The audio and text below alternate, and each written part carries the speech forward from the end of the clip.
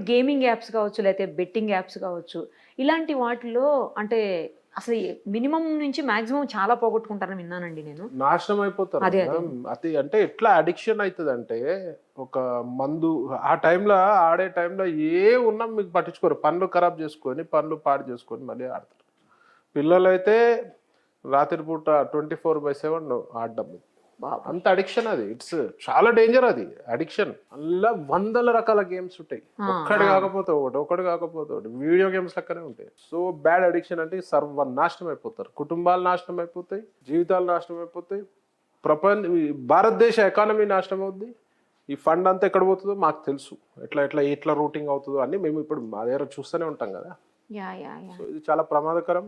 అన్ని ఇప్పుడు ఒక మంచి, ఇప్పుడు ఒక ఉద్యమం లెక్క అన్ని ఛానల్స్ సజ్జనార్ గారి వల్ల అండి. Yeah yeah. సో ఇది ఒక మంచి కార్యక్రమం. దీనివల్ల కొంచెమన్నా సొంతంగానన్నా జనాలు మారాలి. ఏది చేసినా మనం మారుతూనే అవుద్ది, మనం way of processing thinking process మారుతూనే అవుద్ది. దీనిలో కూడా గెలవలేడు ఇప్పుడు కాదు. అంతేగా. నేను గత 2 ఏళ్ల నుంచి మొత్తుకుంటున్నా, గ్యామ్లింగ్ లో ప్రపంచంలో గెలిచిన మగోడు లేడు. ఒక్కసారి 2 సార్లు గెలిచింది కౌంట్ కాదు కదా. కాదు కదా. ఎస్, దాంట్లో బాగుపడినోడు ఒక కౌంట్. 10 సార్లు పోతే 2 సార్లు గెలిస్తే అది గొప్పనా? కాదు కదా.